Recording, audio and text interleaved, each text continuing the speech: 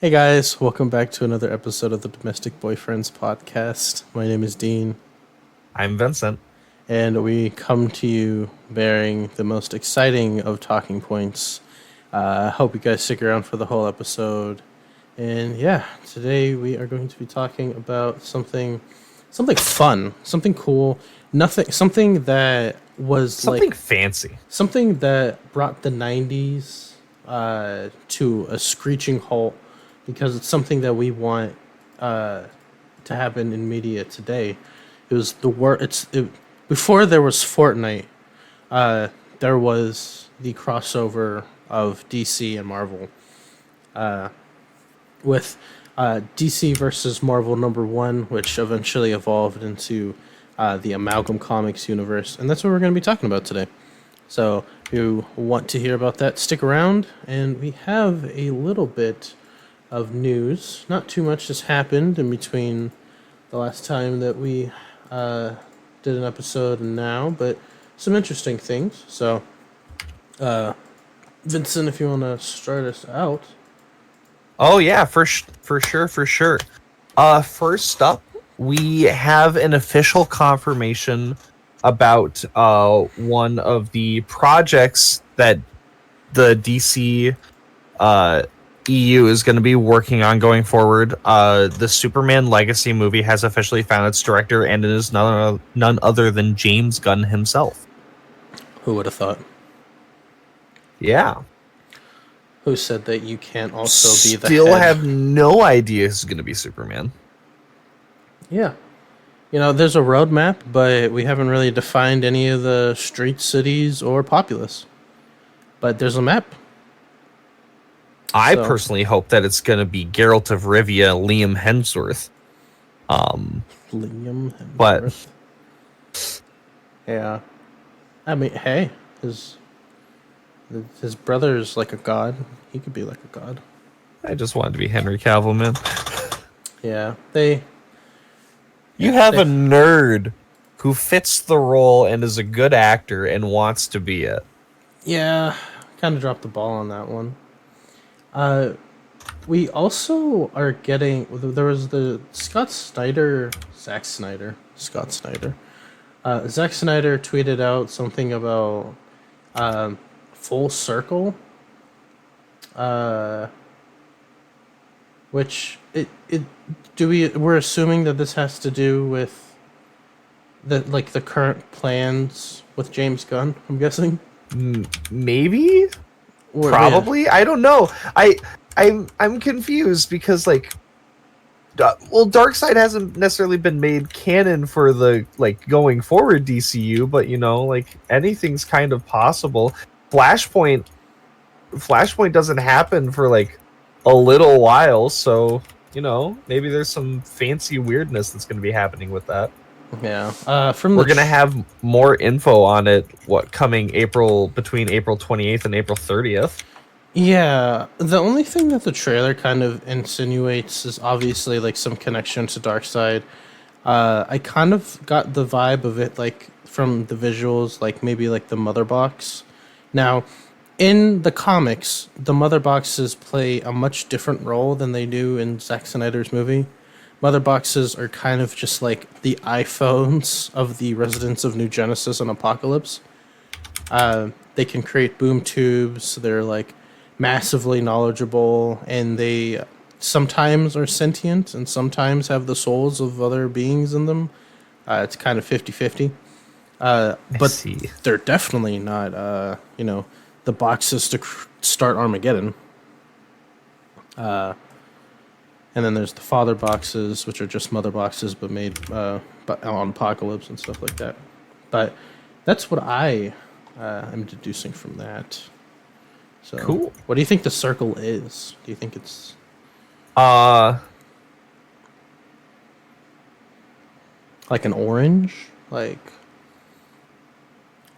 the sun? the one circle to sue them all. Is it Um is it the circle like a ring, like Green Lantern? oh, Darkseid's Green Lantern confirmed. That actually kind of happened in the comics already. Oh, He destroyed the central Oh, power battery and absorbed all of its energy. oh man. Yeah. Comics, they do weird stuff.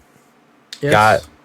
Darkseid being a Green Lantern, Joker being pregnant. Anyway, Moving on.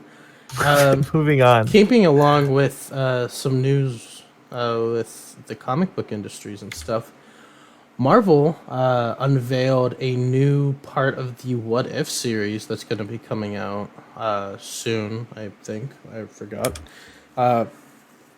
But the name of the new hero that's supposed to appear in What If is, I believe it's pronounced like it's pronounced Kahori or Kahori. It seems to be a Native American character with the short synopsis of the Tesseract takes a new life and new mythology, transforming a lake into a gateway to the stars and leading Kahori, a young Mohawk woman, on a quest to discover her power. So, Oh, this is in collaboration with Marvel Studios and members of the Mohawk Nation, like Doug George, and Cecilia King. They're trying to ensure cultural authenticity. So, that's cool. yeah, apparently the episode's going to take place in the Mohawk language with translations, which is really cool. It's supposed to be a native story that deals with some Marvel stuff. Her design looks pretty cool. Just drop this in here for you. This is what she looks like. What she looks like. It looks very cool. very Tesseract color coordinated. Whether or not Absolutely. she kind of gains the abilities like some former women of Marvel have in the past, we're not sure. But yeah, it's pretty interesting. Already confirming something to show up in What If besides the Marvel Zombie stuff, and I think they said some continuations with like the storyline with Ultron and everything. Sweet. Yeah, to round off, before we get into some game stuff, we got the final trailer for the Mario film. Super excited about that. There are a couple things that we see throughout the trailer. I don't know, Vincent, if you want to talk about some of the things that you liked from it. Something. Fire Donkey Kong. Yes, Donkey Kong. Finally happened. Yeah. You see them like jumping through like Mario-esque level, going from the 3D to like a side scroller-esque scene, which looks really cool. We get a look at the vehicles, so they're kind of hinting more at the entire Mario franchise, not just like Super Mario, the side scrollers and everything, or the adventure games. Oh my gosh. So we get like Mario Kart, we see Rainbow Road. There was one more thing. We got a reference to Ring Fit in there. Yeah. We saw a Luma. Reference to Galaxy. Reference to Mario Galaxy. You know, those Luma was terrifying. penguins are everywhere, but you know, it makes me think of Mario 64. So yeah. So excited for that. That is in a couple weeks. April 5th is the day of release. I think it got moved up. I don't remember if it was that initially. I think it had an April 7th date. But I'm going to go see that. We're going to do an episode about that. Very excited for that movie. Yeah, next episode, we're going to do a whole Nintendo-themed episode, hopefully. I'm going to be going to the Nintendo store up in New York towards the end of this month, so it'd be pretty interesting to see what they have. There's apparently a pair of shoes up there inspired They from have the movie. the shoes? Yes. A one-of-one my pair that is behind glass. Also, really interesting. Apparently, a demo for Tears of the Kingdom is supposed to be on display there, and it's supposed to Oh, be towards the 27th. So closer to when I'm down there. So maybe I'll get to be able to play Tears of the Kingdom and bring my opinions. God, I'm screw you. I want Hopefully, to play it so bad. hopefully I can just Hopefully. hopefully I can just steal it. JK Nintendo, I would never do that. Hmm. Anyway, Cause speaking their of kingdom to cry. speaking of video games, look at that segue. We have a couple anime video games. Look at that. Two categories that we talk about in one. Naruto X Boruto Ultimate Ninja Storm Generation of Connections. Coming 2023, a PS4 and PS5 exclusive, Should be on PC as or well, as on well on as PC, Nintendo Switch. Nintendo Switch. Okay, the trailer just had those two. Yeah. No. So this is to mark Naruto's 20th anniversary, a game that is going to have a storyline from the beginning of Naruto, seemingly all the way up to like the Boruto movie or something like that, which is interesting. So it's all the games in one. I'm so excited. I'm saddened by the fact that they are probably going to do what they did with the final Naruto Storm game that they released. Not the final one, but 4. When they released 4, they had did away with the whole like, open world kind of like roaming thing with a very linear story for just the Naruto thing, but there was like side content you could do afterwards. Yeah. That was later added in with like DLC stuff, and Boruto's whole section was like that, which was cool, but it was the Boruto story, so I didn't play it. Relatable. I'm not bitter. Yeah, no, But it's really exciting. I have a feeling it's just going to be mission after mission like it was in 4.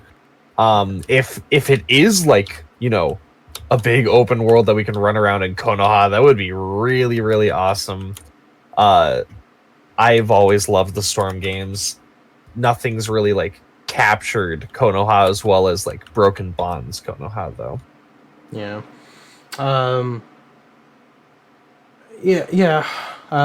We're getting another Storm game. It's gonna play very similarly to all the other ones, we're guessing. Hopefully it'll have rollback netcode, and we can hope that there are some interesting things, because or some interesting differences from the previous Storm games, because if not, we're just kind of getting the same game. It's true. We are getting the largest Naruto fighting game roster though so far, because we have 124 confirmed returning characters. As well as we know that they've said that there's going to be new characters, and we have two known so far, because they announced that the Sage of Six Paths and his brother are going to be playable characters from the beginning. It's not that, it's his kids. Oh, it's his kids. Yeah. Oh, well. Yeah. It's so sad. Yeah. It's gonna have Boruto in it and just his kids. So that's gonna be a bad game. Yeah.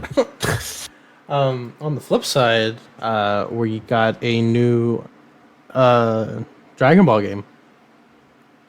We got Dragon Ball Z Budokai Tenkaichi 4. No gameplay, no whatsoever.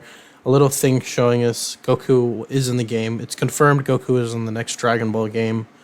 Great to hear that from Toei. But yeah, a new Budokai game.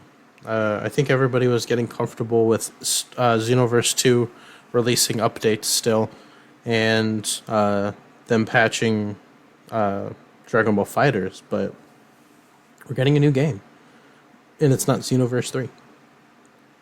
So I'm so excited.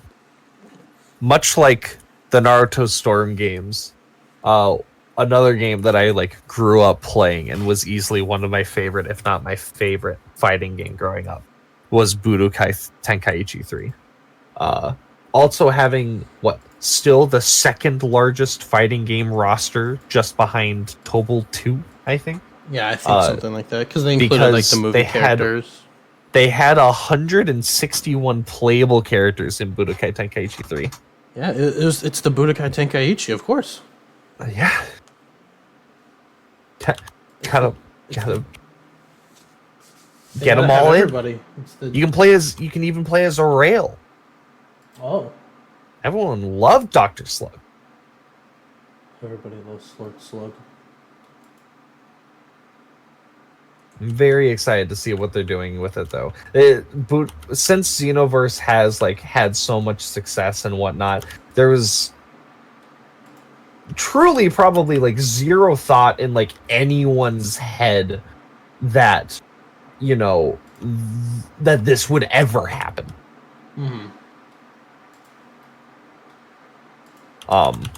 But like anything's possible now. Yeah. I'm excited to see some of the newer characters, like the super characters in it. And how far they take Goku's forms in this game. Oh, absolutely. You're trying to go for a grab, and then Ultra Instinct's just like, sorry, I'm on the other side of the field. The first note plays. Yeah. Yeah, but I don't really have any. We really didn't come in here with a bunch of news, but we do have a lot to talk about. It's true. I do have two more things to bring up. Yeah, of course. Yeah. So we talked about it. We were super excited for it. Oh. Super hopeful for it. And it wouldn't be a news segment if I didn't bring up something sad. Unfortunately, the Suicide Squad kills the Justice League amid all of the major backlash that has been happening for it has been delayed until later this year. No exact time period for it. No month or date given. All that's been said so far is that it's like to fix bugs and other things like that and just give them the time they need to truly finish polishing up the game.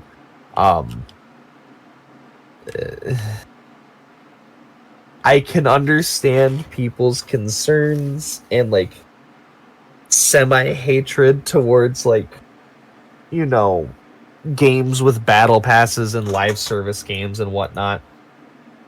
Mm-hmm. I truly don't see what the harm was gonna be, since it was purely cosmetics, and they announced that they were gonna be giving us more characters and ways to play the game for free later.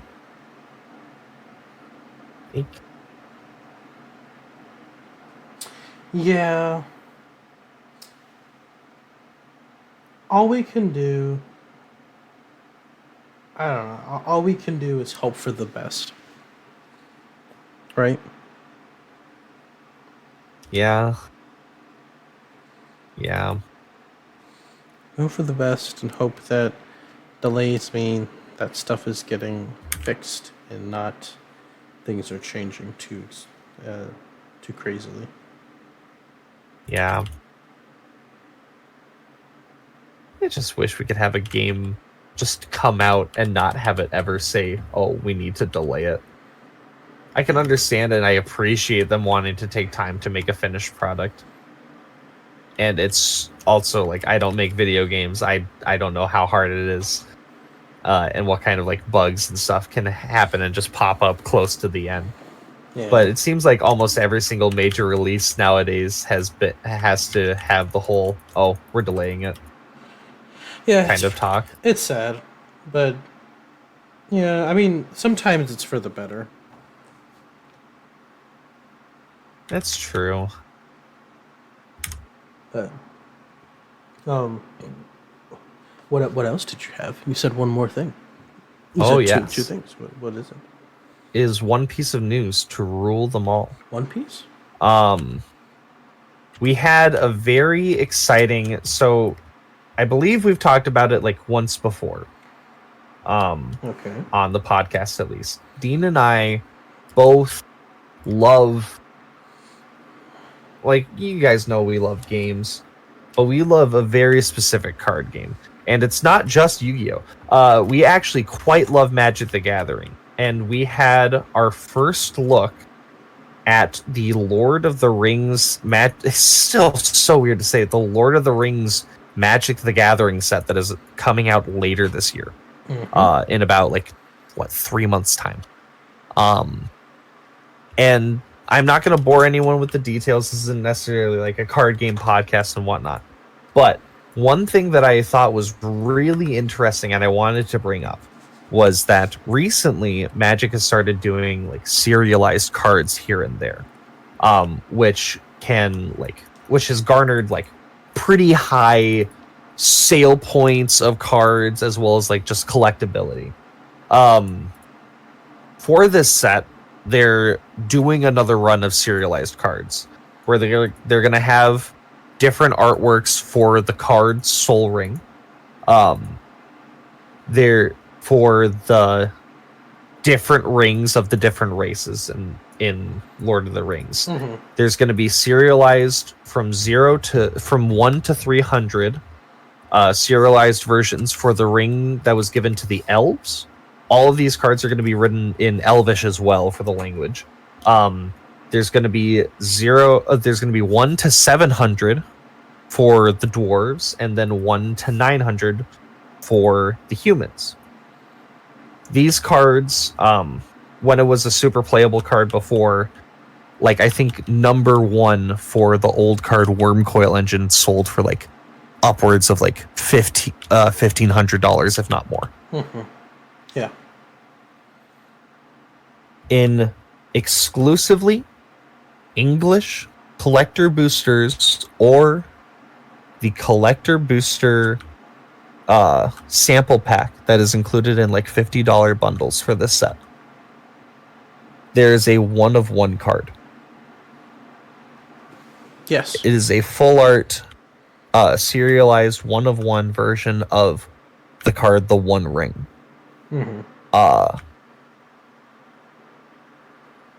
There's a standing offer. I don't remember who it was, and I couldn't find who it was that has had the offer. But there is a standing offer from at least one person, and I think they're undervaluing it. There's a standing offer from one person for 1 Bitcoin for this card so far. That's crazy. With how crazy nerds are for collectibles, and especially any kind of collectible that has to do with Lord of the Rings and something like this, where it's a collectible of Magic the Gathering, where things like Black Lotus exist. I think, truly, by the end of it, this is going to be a card that will sell for 6 figures. Yeah. It would not surprise me at all. It's a pure collector's item that honestly I'm not surprised. And there's also this nagging suspicion in the back of my head that terrifies me, the idea of it. But there is going to be somebody who doesn't know anything about Magic the Gathering that is going to get into the game because of this. Go to Walmart and either buy one of those weird, really big package, but just holding 1 collector booster pack, or a bundle. Get this card and think, oh, this is really cool. Not do any research on it, and then play with it unsleeved on their kitchen table for 5 years. And then just destroy it. Yeah, I mean, yeah, I don't know. Do you just hope and pray that somebody eventually gets it? Yes. Because like, what if it doesn't? What if nobody opens it? What if somebody buys a pack, right? Yeah. then it's in their car, right? It's in a bag under their car, right? And then they're moving so fast that their bag opens up and it falls underneath their seat, right? And then they go to wherever they are, and then their car gets stolen, right? And then the stolen car gets impounded. The impound lot doesn't they don't see it, so it goes in like the crusher. There is a chance that we will never ever see this card in existence. Yeah. And if I get it, There is a chance. guys, I'm never gonna tell you. If I get it, then my microphone is going to suddenly sound a lot better out of absolutely nowhere. It's gonna sound like I'm right next to you. Yes. Yeah. That's I wish I was a bigger Lord of the Rings fan, and I have nothing against it. I love Lord of the Rings. I love money more. I'm gonna be real. Like, you can, with the Bitcoin offer alone, you can pay off the mortgage on a house yeah, or invest. for a card. Yeah. Or invest.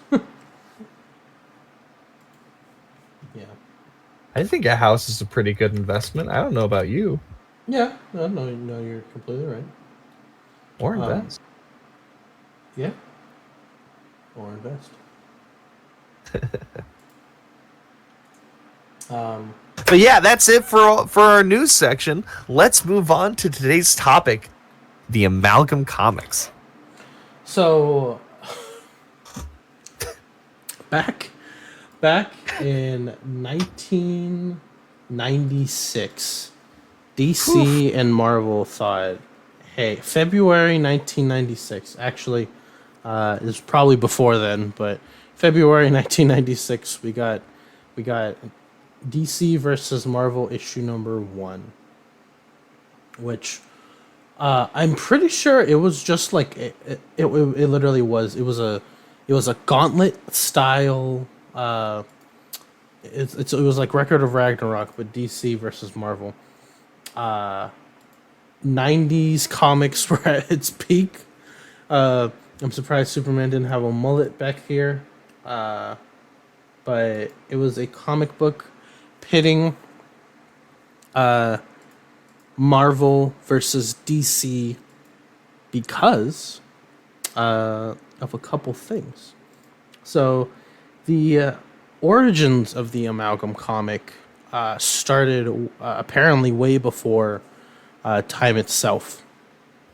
So in the lore, whether it's canonical I love or this not, so much. I love it so much. the Marvel and DC universes are physically represented by two beings, just called the brothers, right? And they've been asleep for a very long time, and they wake from their cosmic slumber and become aware of each other. And as soon as that happens, they're just kind of at each other's necks. And from preventing to prevent this, they pit the warriors, not just random people, the superheroes of their Earth, and villains as well, I believe, and other questionable people, to fight against each other in a tournament style bracket. All of this is being like kind of coordinated with this guy called Axel Asher, aka Axis, who is supposed to be the like gatekeeper between this anomaly happening. And so that's the everything beforehand, right? Apparently DC and Marvel, with their crazy aspects of their gods and their entities and stuff, just have two actual physical beings that is the incarnations of their universes. I So love that they look like GoBots. It makes me giggle they just seeing them. they definitely do. But so that's kind of the beginnings of where this whole event starts. I'm pretty sure this lasts for like a couple. What is this? This lasts for like half a year. I'm pretty sure this happens for a while. I'm pretty sure the end of the Amalgam comics isn't until the end of like '96. Like it It happens actually took place over the course of April through May April through May. So of 1996. Amalgam, It was a 4-issue series. yes, Amalgam did, but the storyline itself started back in February with DC versus Marvel. So that's literally Yeah. that's a 6 month, January, February, March, April, May, 5 month span of this happening. Pretty decent, comics wise. But the fact that it was both companies cooperating together. Axel Asher Access is co-owned by both companies. I just want to bring that up.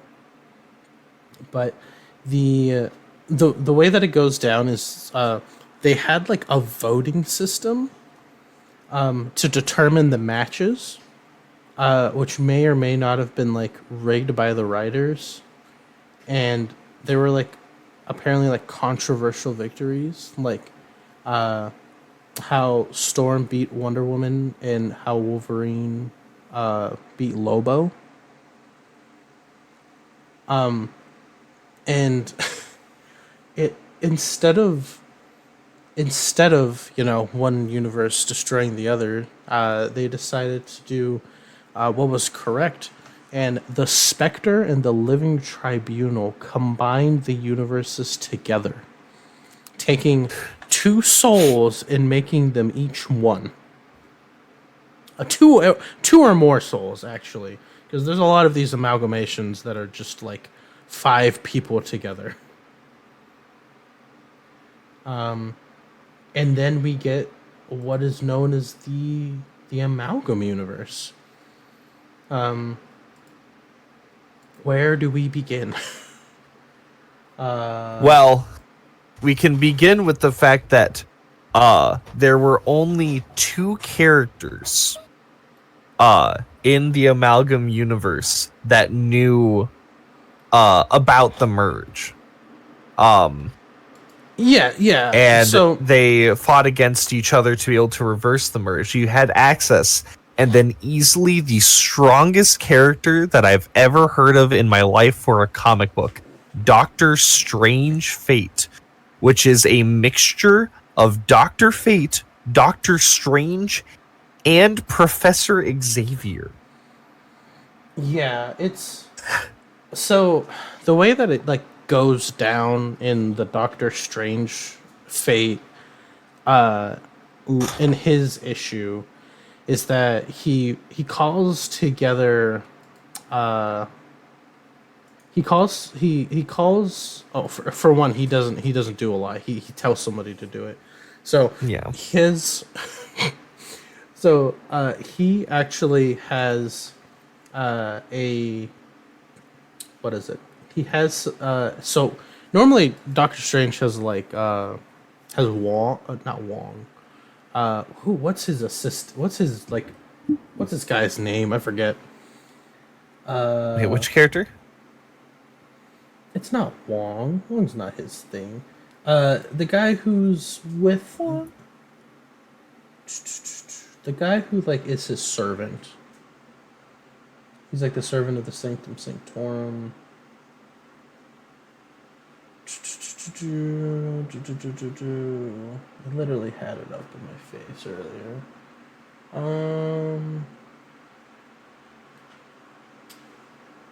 I forget. Anyway, he gathers together three strong. I was gonna say magical people, but they're not even magical people. They're superhumans, Hmm. and it's Bruce Banner, the Skulk, Jade Nova, also known Jade Nova, who is Frankie Reiner, and the White Witch, also known as Wanda Zatara. Now, some of those sound very familiar. We're going to get through these, I promise. The Skulk is Bruce Banner, the Hulk, and Solomon Grundy. He kind of just looks like Solomon Grundy when he transforms. We have Jade Nova, who is a combination between Kyle. I think it's supposed to be Kyle Rayner. Her name is Frankie Rayner. It's between Kyle Rayner and I believe it's just Jade. No, It's Jade and Nova. Nova. That's who it is. Hmm. Nova, who is Frankie Ray in Marvel. Who do you want to know her backstory? Sure. So her father was Tom. Her stepfather, I believe. Yes, her stepfather was Phineas Horton, right? Phineas Horton. What was he? He had to do with the creation of the original. Yeah, he was. I think he was the creator. Yeah, he was the creator of the original Human Torch, Jim Hammond. And you want to know her superhero origin story? So, What? so she, so when Thomas Ray found out about Johnny Storm, he got pissed, right? Because he was just like, I created the Human Torch. Like, you're just taking his name, right? So, the government shut down his project of like his research. And he and this is actually what happened to the Human Torch after a while. They just got his equipment and the Human Torch got put in a warehouse, and Frankie Ray went to the warehouse and was carrying chemicals with her called Horton cells, right? Horton cell? Pim particles? Horton cells. Horton cells are a synthetic replica of human cells using plastic and carbon polymers. This is what gives the Human Torch, Jim Hammond, the first one, the ability to like combust and be like on fire. Ah. So, and apparently, so the they're artificially made but are compatible with humans and apparently have the ability to activate latent mutant in human physiology, which I believe is how we're getting deep into some Marvel lore here. But Jim Hammond had a son, right? Didn't actually have a son, right? But Jim had a son who what's Jim Hammond's son's name? His son's name is Thomas Raymond. So Thomas is actually an Inhuman, right? So he was in the he was in the employment of Mr. Horton, and I believe it was these cells that would later activate his latent inhuman abilities. Not a Terrigen Mist. But that is a totally different thing. But she got doused in the chemicals and burst into flames. Very, very Barry Allen like, except minus the lightning bolt. But She got doused in Horton cells along with chemicals, and was able to use these Human Torch like powers to be a superhero. So yeah. But so this is Frankie Rayner though. So can you guess the other half? Other half? Yeah, her other half. Kyle Rayner. Yeah, Kyle Rayner. Yep, she has a Green Lantern ring. Yep, that was pretty easy. Our lovely, lovely boy. Better than Hal Jordan. Yeah, we love Kyle. So that's the third person. The third person is way easier to explain. The White Witch, Wanda Zatara. It's Wanda Maximoff and Zatanna Zatara. Two very powerful magic users, very powerful witches in each of their universes. Honestly, if they did it now, I think White Witch would probably be on par with whatever Doctor Strange fate would be at the moment. Mm-hmm. But that's just up to me. So we get them trying to find Axel or Access. They do a couple things. They bring him back to, I believe it's still called the Sanctum Sanctorum. I could be wrong. The Tower of Strange Fate. Never mind. I am wrong. He goes back to the Tower of Strange Fate, and Strange Fate reads. So the entire time, since it's explained that in Charles Xavier's existence, they just used Charles's name and then gave him the title Strange Fate. It's kind of weird, but it was noted that in his existence, he always felt like there was something odd about the universe, like something just wasn't right. And once he reads Axel's mind, he's like, "Oh, okay," because Axel has the memories of before the Amalgam universe existed, and he's like, "Oh, okay, I understand it."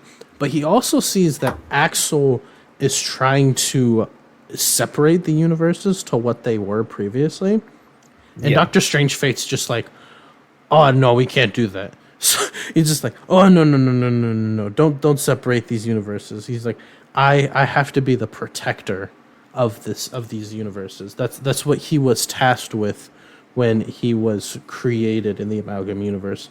So where Doctor Strange Fate wants to, or where Axel wants to separate the universes, Doctor Strange Fate wants to keep them together. So that's like I want to say that's the whole main storyline for when the Amalgam comics exist, is that there are people who want it to separate, and there are people that want it to stay together, and then there's people that are like, fuck all if I care. Yeah, so besides that, there's that's like the overlying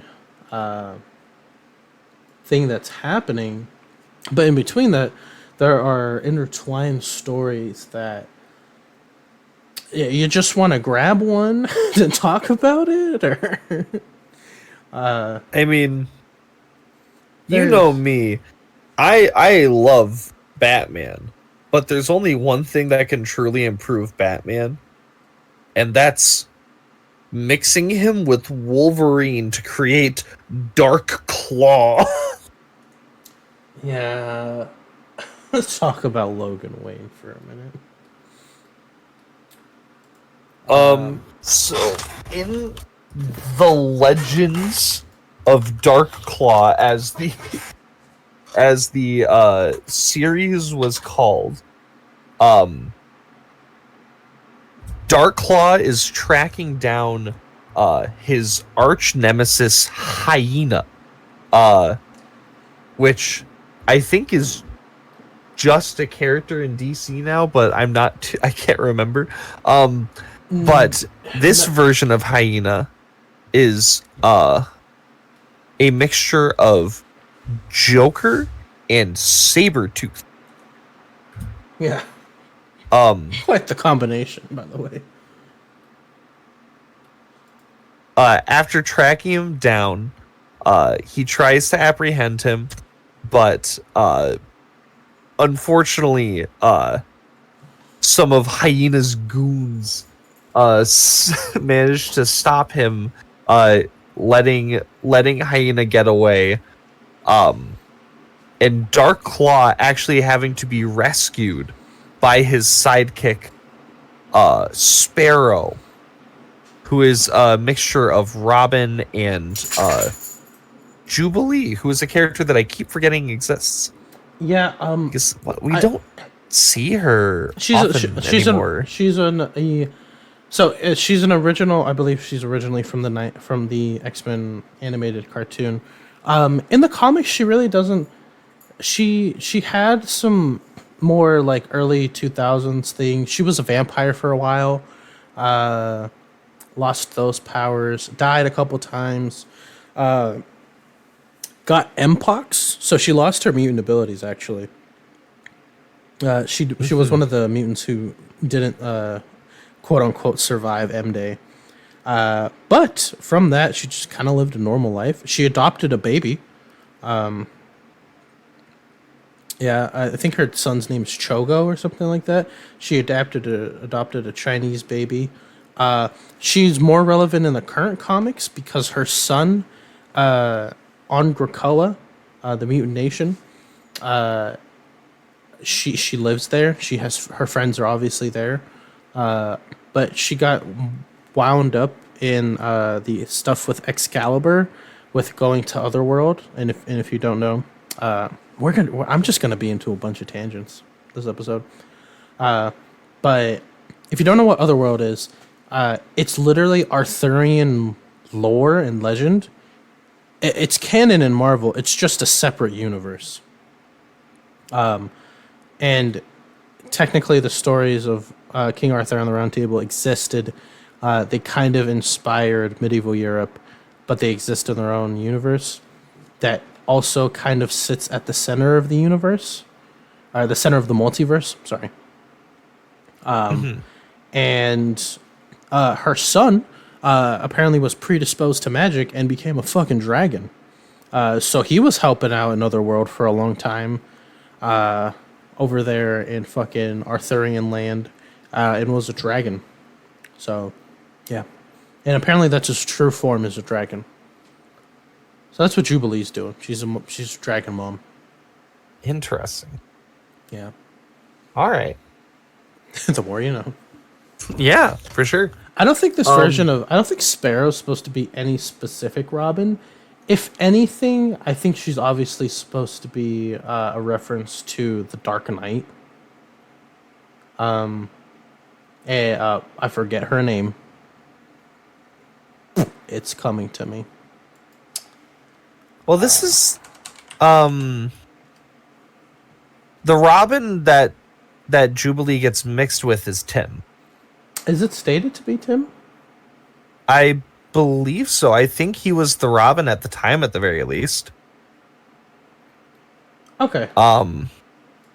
Because I think although it might have been Dick. I don't think it was Dick, though. No, because he's Nightwing. Right, he's Nightwing now. Yeah, I mean, it honestly might have been, yeah, obviously, it honestly could have been her. When did the Dark Knight graphic novel? Because the Dark Knight released back in...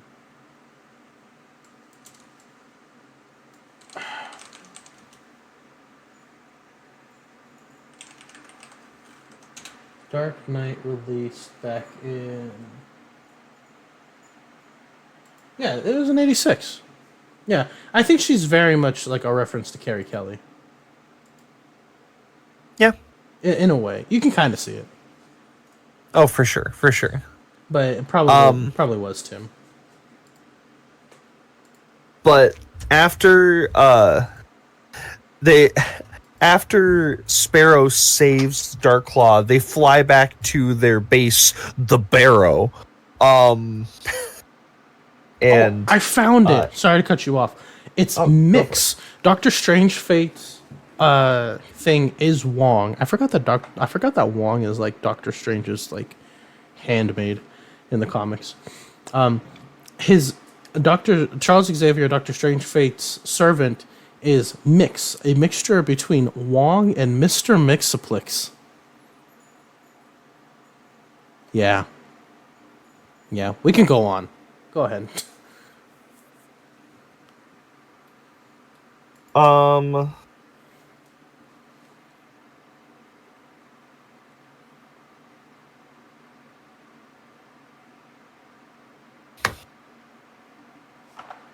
Sorry. Yeah, so they go back to the Barrow and then have an unexpected visitor of the Huntress, who is a mixture of get this, the Huntress, whoa, and Carol Danvers. Huh? Yeah. I mean, she I guess if it's supposed to be, like, I guess it's Carol from '96, so it's very much, it's not, it's fresh Miss Marvel. Like, I'm pretty sure in '96 Marvel was still alive. Yeah, because he's in this. So yeah, I guess it's her. Yeah, that's interesting. but she was trying to track down leads on the hyena, whose name is Creed Harlan Quinn. Nice. And finds the suits of Darklaw and Sparrow in an open fucking closet.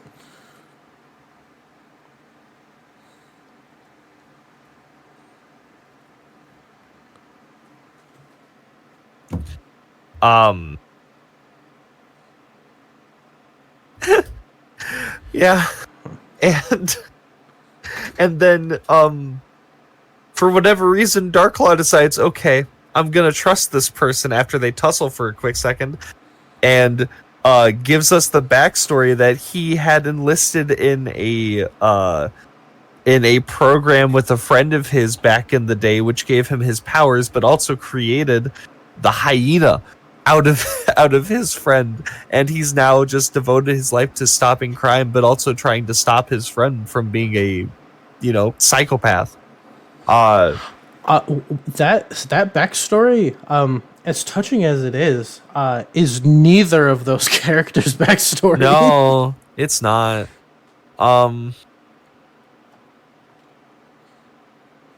But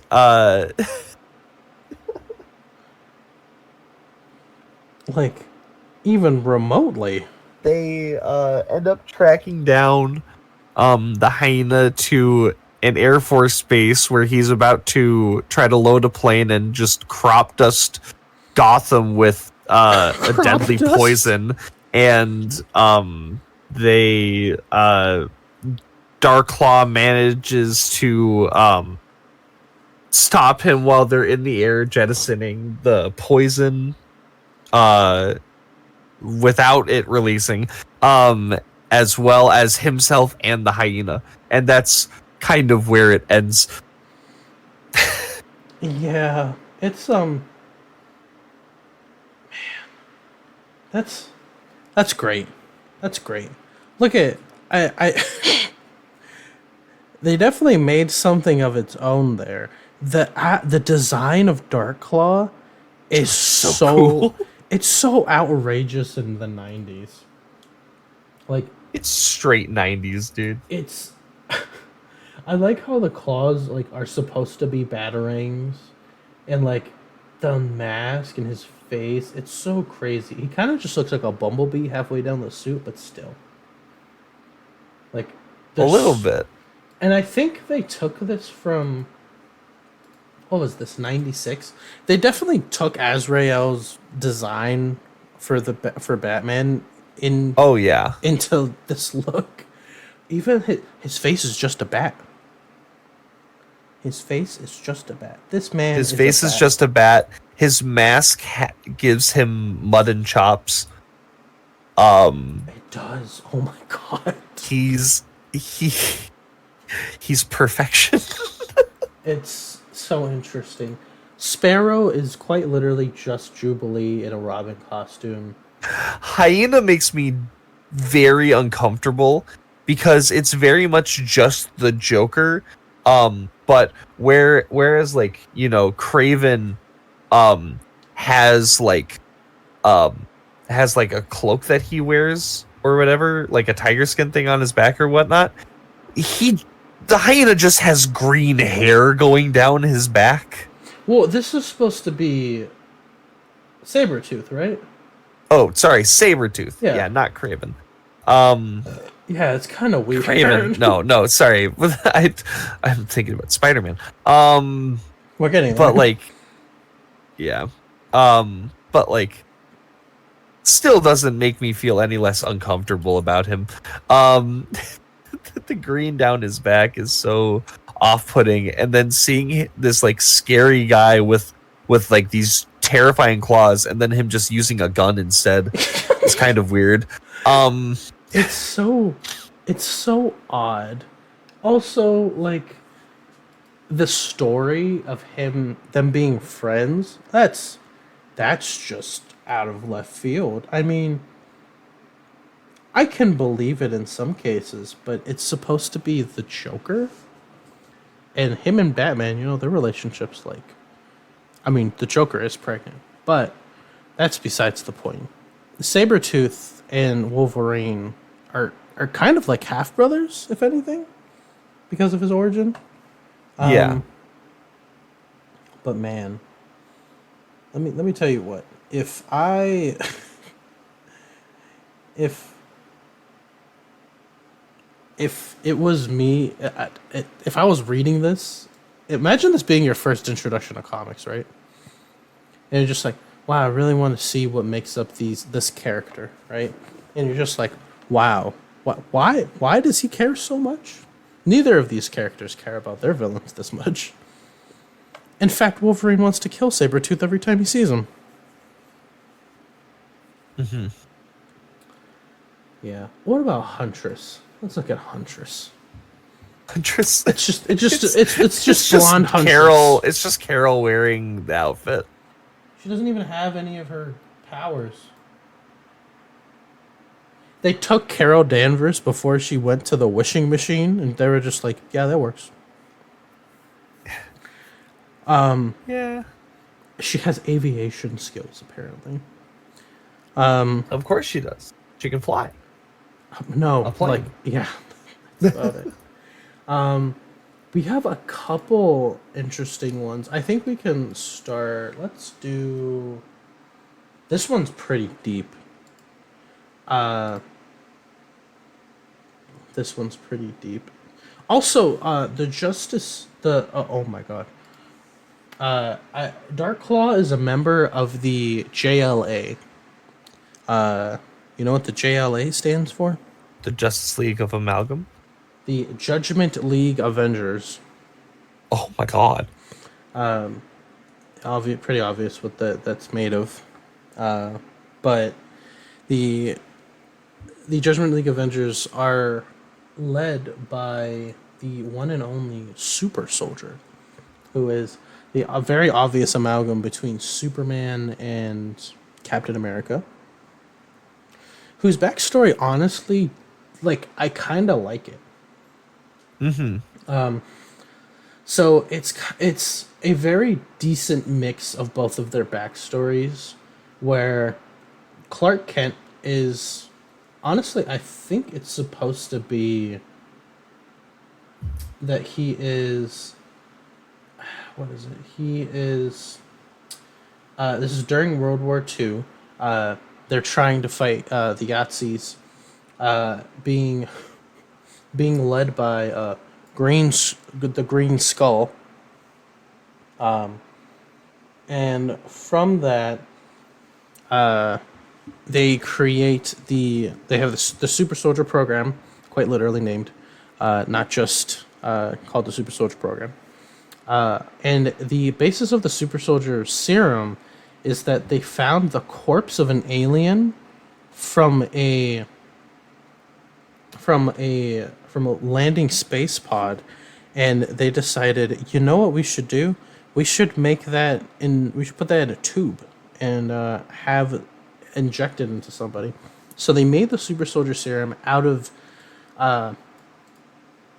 this formula, and also for some reason had solar radiation administered, very similar to how like in Captain America, like they had like the machine and everything like that they had.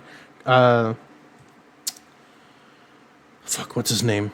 I just want to say Chris Evans. Steve Rogers.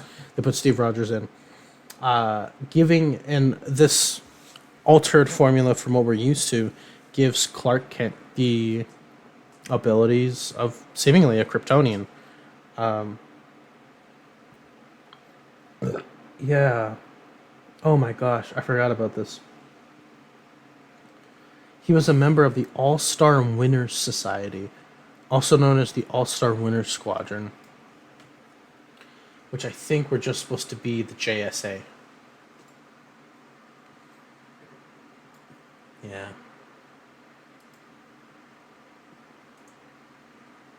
Lex Luthor is the Green Scroll. The Green Skull. I keep wanting to say Scroll. And so it's pretty much just like the political campaign of World War II, except they gave the powers of uh, of Superman to a man, and he just the kind of wiped them out. There is a fight between, so Jimmy Olsen gets kidnapped. Jimmy Olsen gets kidnapped. Lex Luthor, the Green Skull, kidnaps him. And what is the name? Fucking Ultra Metallo is what the Green Skull uses to fight off Super Soldier. And from that, that's how Super Soldier Clark Kent's body gets frozen in the ocean, only to be thawed out in the future by the JLA and everything like that. But he has he pretty much has all of Superman and Captain America's abilities all together. But yeah, he has a cool design. He's like Captain America, but he has the Superman shield, and he also has the underwear on the outside of his suit. So. But he leads into a whole bunch of stuff, because this whole thing, very very similarly to how in the comics that Captain America himself and the Super Soldier program leads into like Weapon X. Like Weapon 1 is Captain America. I don't know if you guys knew this. Weapon 10 is Wolverine. And if you didn't know, X-23 is the 23rd experiment derived of the Weapon X experiment. So just some Marvel facts right there. So the experiment was created by the American government under Cadmus. Pretty familiar name for the people who know DC. And I believe it was run by Thunderbolt Ross.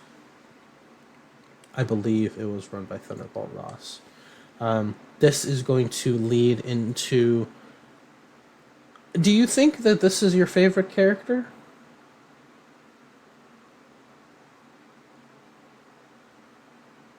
Vincent? Maybe? We get fuck, what the fuck is his name? What's his actual name? sorry. I'm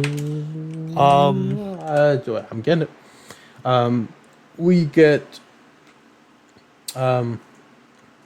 his fucking name is Peter Ross.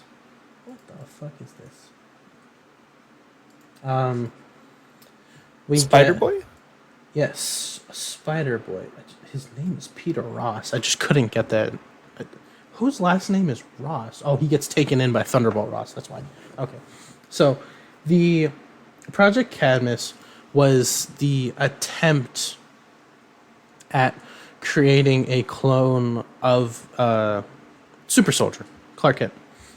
Very similarly, how to all of the Weapon X projects led to trying to recreate Captain America with all the failed attempts and all the different things that they did, along with Project Cadmus, which was created to fight off threats that the Justice League may pose / not be able to deal with, which included a cloning experiment of Superman's DNA, originally with Lex Luthor's DNA.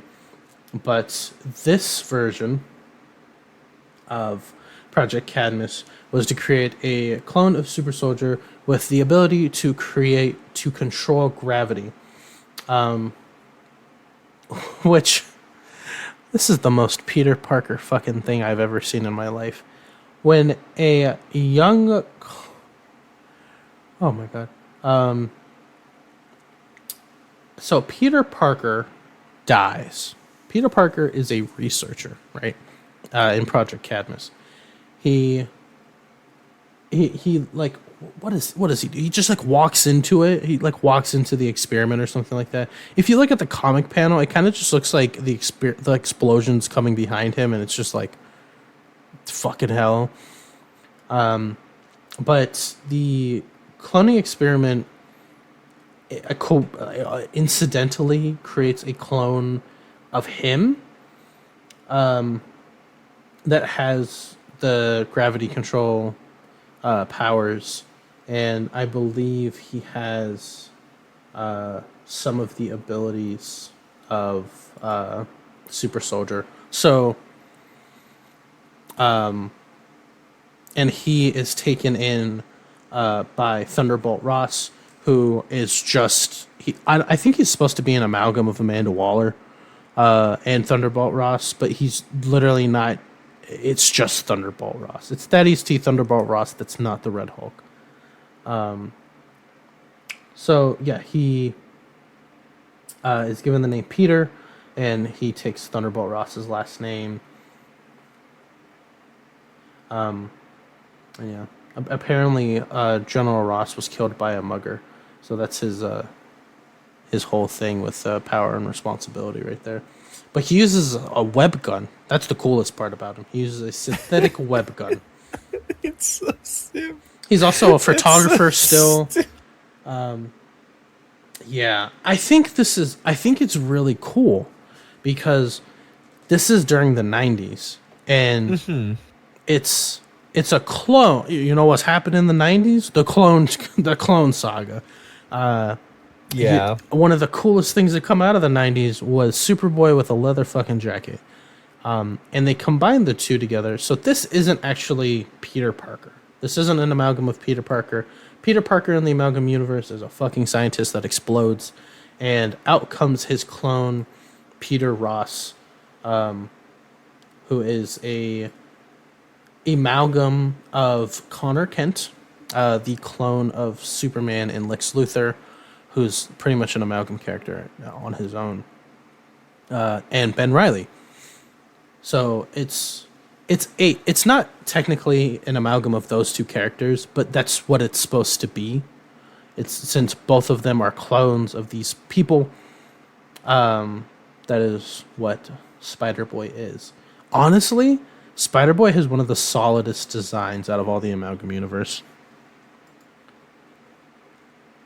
I kind of wish that this Marvel actually has used him before. Marvel has used Spider-Boy in the Spider-Verse comics previously, and he still does use a web gun, but because he kind of is his backstory is more tied in with a lot of Marvel related things. He doesn't necessarily have to be tied back too much with any of the DC stuff. And Marvel was the one who released it, so I think they're the ones. They don't have like co-owned rights with this character. Mm-hmm. Also, his villain was Bizarnage, who is an amalgam between Bizarro and Carnage, which I don't think does Venom. Does Venom have an amalgam? I don't think so. It's just Bizarnage.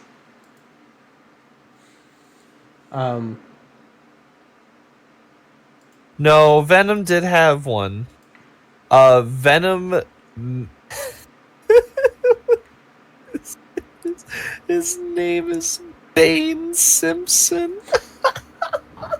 Venom had a mixture with Bane. Is this supposed to be? No, this isn't. No, sorry, that's This is between Bane and Nuke. right. So And Venom is the. Venom's just the thing that Venom Bane doesn't takes. exist, does he? Yeah. So Bizarre. Bizarre. he fights Bizarnage, which is Bizarro is a Bane Simpson. Bizarro sometimes a bad clone of Superman, and is sometimes like a whole different universe version of Superman from like Bizarro Earth, which is like its whole other thing, where everything is reversed. Yeah.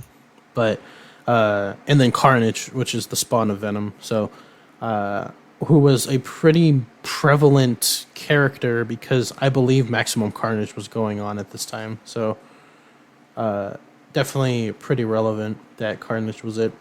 But within Cadmus, like they're like a subsection of Shield. We also get introduced to the Fantastic Four, who aren't the Fantastic Four, kind of. The Fantastic Four are called the Challengers of the Fantastic, and are an amalgamation of the Fantastic Four, and I think they're called like the Challengers of the Unknown, which was this random ass DC thing. They're called the Challengers. They kind of just look like. They honestly just kind of look like dudes in suits that. They don't look very interesting. But these versions of the Fantastic Four don't really. I don't even think most of them have their abilities. The Thing is the Thing. Johnny doesn't even have his abilities. Sue Storm's called Ace Storm. And apparently is still fucking having an affair with Namor, who is called the Aquamariner. And she doesn't really have his abilities, but for some reason, what's his name? I like that their names are Prof, Ace, Red, and then Rocky. Yeah, Rocky Forearms. Who is a two-fisted senator? What in the world? Yeah, I don't know. There's so many wacky characters. They fight Galactiac, which is terrifying because it's a mixture of Galactus and Brainiac. Yeah, that's actually incredibly terrifying. Such a scary idea. There's just so many different characters. There's Red Vision, which is a combination between Red Tornado and Vision. There's Do you know about JLX? JLX. So JLX is the mixture of Justice League International and the X-Men. And it honestly, potentially has my favorite character in the whole amalgam. Please tell me it's Mr. X. No, it is Okay. not Mr. X, although Mr. X is very awesome. Don't get me wrong. Because, like, you've got awesome characters in there. Like, you know, Mr. X, you have Warlord Ghoul, which is a mixture of Ra's al Ghul and Warlord Krang. Apocalypso, which is Eclipso and Apocalypse. But potentially my favorite character is Captain Marvel, who is a mixture of Captain Marvel from DC and Captain Marvel from Marvel. Because during that time they both shared the name. They didn't have the lawsuit. They didn't. So they just mixed them together. So it's and like this is Captain Marvel. No, it's just Captain Back when Marvel. Captain Yeah. Well, Marvel specifically when he was when it was Guy. Yeah. So yes. Marvel of the Kree. So this is Captain Marvel is William Marvel, who is just a kid who shouts the word Kree and transforms just like Captain Marvel does into gonna Kree. It's so he's literally just the same character except he's green now. Also on that team is Hawkeye, which is a mixture of Green Arrow and Hawkeye. Oh no, these are just this is just the JLA. This is just the Judgment League Avengers. The JLX are like literally just the X-Men. No, this is the JLX. Because they end up fighting they have their own specific series that is actually kind of like pretty well fleshed out, but like by the end of it, they have one of their original team members, Firebird, who is a mixture of Fire and Phoenix, go rogue and become Dark Firebird, and create they create the Hellfire League of Injustice, which I don't remember the other members in there. I believe Mistress Maxima is in there, who is Wanda Maxima and someone else that I can't remember. But what they do is they summon a giant demon named Fin Fang Flame to kill all meta mutants, as they are known as in their amalgam universe. And so Fin Fang Flame's immediate response is to just kill the entire Hellfire League. My goodness. And then they have to and then the Judgment League Avengers and JLX have to team up together to beat down Fin Fang Flame. Yeah. A lot of these were really crazy.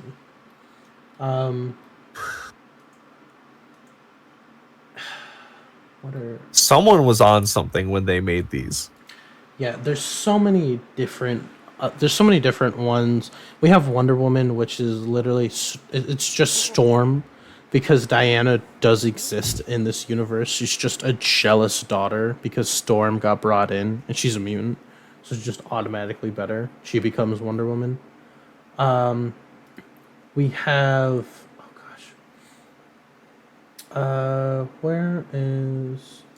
we have Blaze Allen, who is a combination. Blaze Allen, the Speed Demon. This just sounds really cool. It's a combination between Barry Allen, Ghost Rider, Johnny Blaze, and Etrigan. And it's just literally...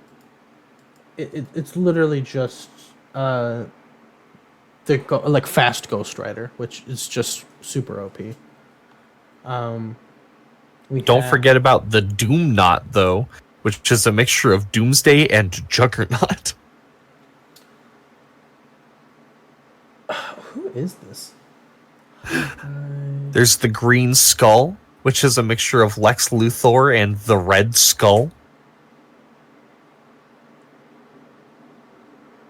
Oh, and of course, who could forget Moonwing, which is a character from Bruce Wayne, Agent of S.H.I.E.L.D.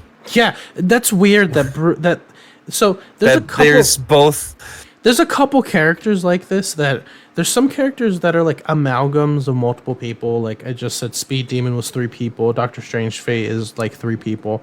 But then you have people like John Johns, who is a whole different guy. Like he's from Mars, but he's a Martian of the race the Kree, and he's supposed to have aspects of both John John's a Kree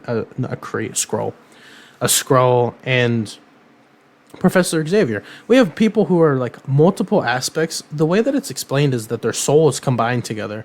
Not for some people apparently, because we also have Dark Claw, Logan Wayne, and then we have Bruce Wayne. Yeah. Both of both of which apparently have dead parents. Yeah, and he also, much like Bruce Wayne, he has a dead sidekick who's turned villain, named Deathlock, which is a mixture of Jason Todd and Deathlock and Midnight, apparently. That is actually really cool. But fighting alongside Bruce Wayne, we have the Black Bat, Barbara Hardy, Batgirl and Black Cat, and then Moonwing, Nightwing and Moon Knight getting mixed together. Moonwing actually looks really cool. That's a pretty nice like. Oh, Moonwing looks sick. That could honestly just be a Moon Knight costume.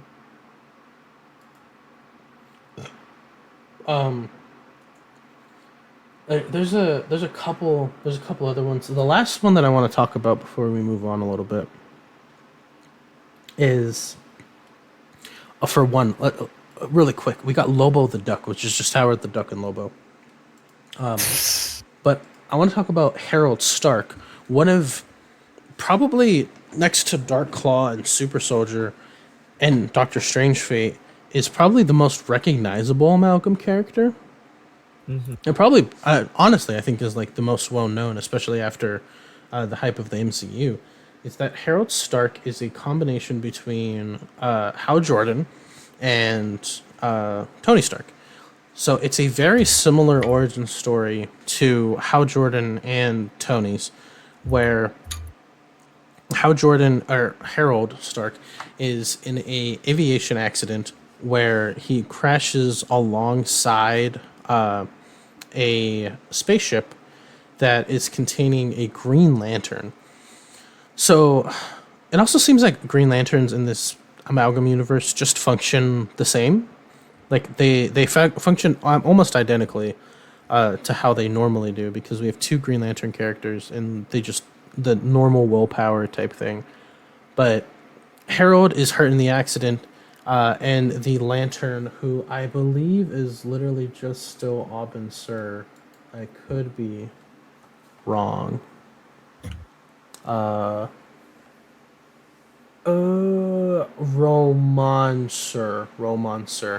Roman, who is the guy who sacrifices himself so Tony Stark can make it out of the cave, gives him the lantern.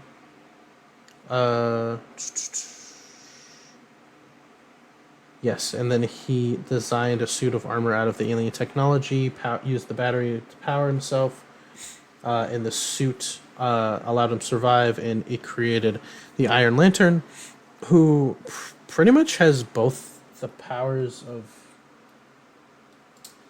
It doesn't really have the abilities of a normal Iron Man suit, be it if it was a modern Amalgam, it probably would. But it's pretty much just Iron Man with Green Lantern abilities, but with Tony Stark's attitude and charisma. And apparently, I forgot about this. It's powered by Oa the Living Planet, which is just Oa, the planet, and Ego. Which is It's cool. Oh. He fights against Madame Sapphire, which is a combination between Madame Hydra and Star Sapphire. Um, and yeah, I think he's pretty well known. Uh, did you think of something? No, it's just I forgot that character that Ego and Oa mixed together was a. Yeah, this just has so much. So the Amalgam comics lasted from April 1996 to May 1996 with the release of Amazon, who was a combination between Storm and Wonder Woman, Assassins, which was a combination between Dare and Deathstroke, his along with his daughter Rose, and Daredevil, which was a yeah Deathstroke, his daughter Rose, Daredevil, Cat's Eye, which was an amalgam of Elektra and Catwoman, Bruce Wayne, Agent of Shield, which was apparently Bruce Wayne and Nick Fury, and Bullets and Bracelets, which was an amalgamation of Punisher and Steve Trevor, which also had some stuff with Wonder Woman, Doctor Strange Fate, the JLX, and the Legends of Dark Claw, Magneto, and the Magnet Men. Oh, it's Magneto and Will Magnus. That's interesting. If you didn't know, Will Magnus was the creator of the Metal Men. Which this entire comic book's about the Brotherhood of Evil Mutants and the Metal Men being one thing. Speed Demon, Spider Boy, Super Soldier, and X Patrol, which was X Force and Doom Patrol. God, that just sounds like the 90s. All of these were one-shot series from April to May, like I said, and after that, we get a continuation of DC versus Marvel, where we get the conclusion in which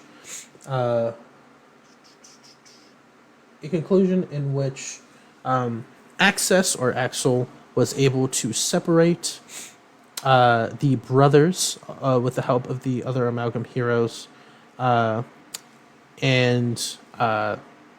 yeah, pretty much. I think what's explained is that pieces of the universes, the pieces of the universes were stored in like represented characters, and that the amalgam universe was, I believe, the amalgam universe by the powers of Doctor Strange Fate were created as its own separate universe to live along itself. I could be wrong about that.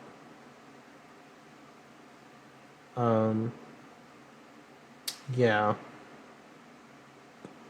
The pieces of the universe were given to the Spectre and the Living Tribunal to restore the universes. Yeah. And that was the end of the Amalgam comics. I want to say there was a sequel to this, but I could be wrong. And after researching it, I don't think that it ever happened again. But there was something that did happen later on where we got in June 1997, we got a combination, or we got some more combinations, a couple other one-shots, which included Bat Thing, a combination between Man Thing and Bat. Gosh, Challengers of the Fantastic, which was a combination between Challengers of the Known and the Fantastic Four, the Dark Claw Adventures, the Exciting X Patrol, Generation Hex, which was a mixture between Jonah Hex and Generation X, which Generation X is a team of X-Men characters. We got Iron Lantern, JLX Unleashed, Lobo the Duck, Magneto, Magnet Men featuring Magneto, Spider Boy Team Up, and Super Soldier Man of War, and Thorian, the God of Asgods. Thorian of the New Asgods. So, which was a combination between Thor and Orion. So, This event was crazy. I was not alive during it, but I can only imagine that the combination between the most popular rivaling comic book companies banding together with both writers, illustrators, and storyboarders to make a half a year presentation of their characters together was amazing. Nothing like that. If something like that were to come out today, it'll unimaginable amounts of hype would come out of it. And the Amalgam universe, all in all, if you had to, a couple questions, I guess. Your favorite Amalgam, if you had to choose. If I had to choose, probably just Darkclaw. Something about him is just, it's just a perfect time capsule of exactly what the 90s was trying to push for characters.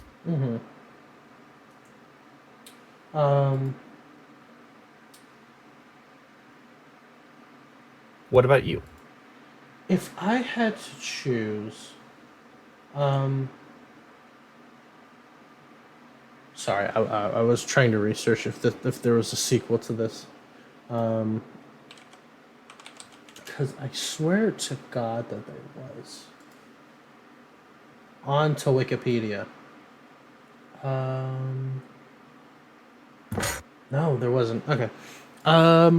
Honestly, if I had to choose, it has to be between Spider-Boy or whatchamacallit. Between Spider-Boy or we literally just talked about him. What's his I forget. Iron Lantern. I just think it's really cool. Big Lantern fan, you know that. I just think it'd be cool to see it in like a more modern setting because like Tony has like crazy suits now.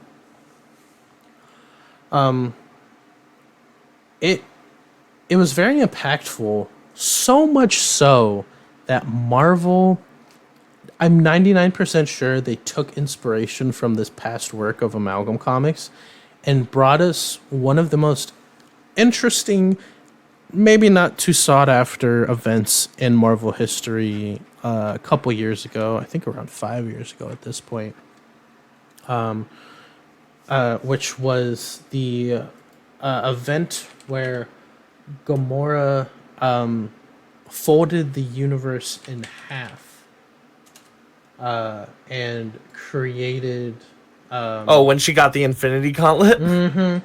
When she got the Infinity Gauntlet, killed Thanos, and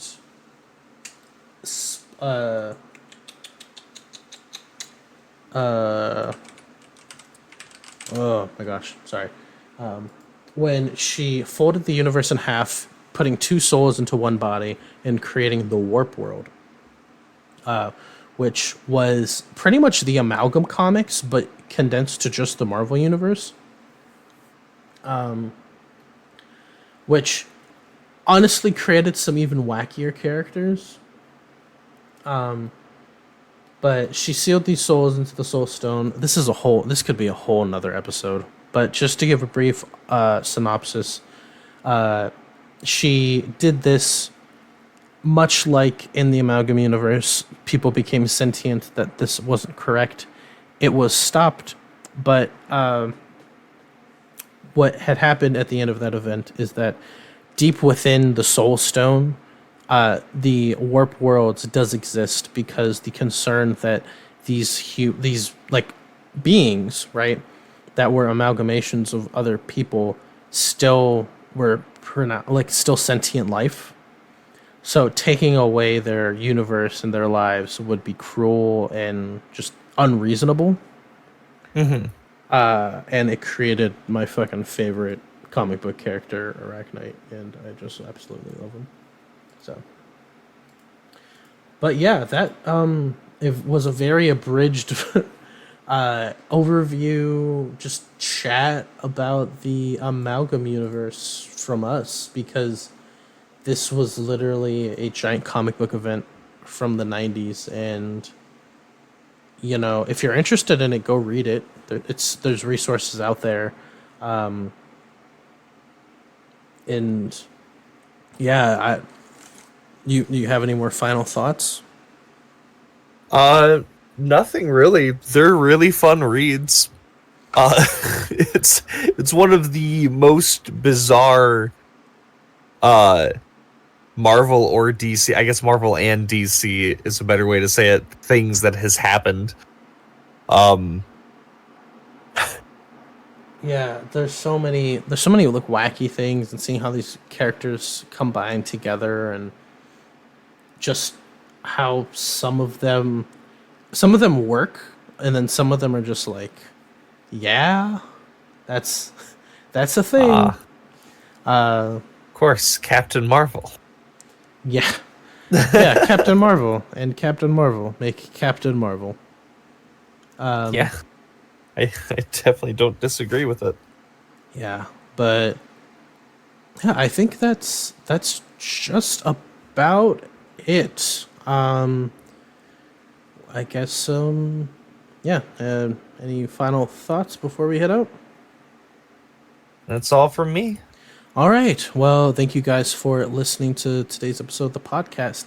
Next episode, which should be the beginning of April for us, is going to be recorded after we go see the Mario movie, and I experienced some fun times up in New York at the Nintendo store.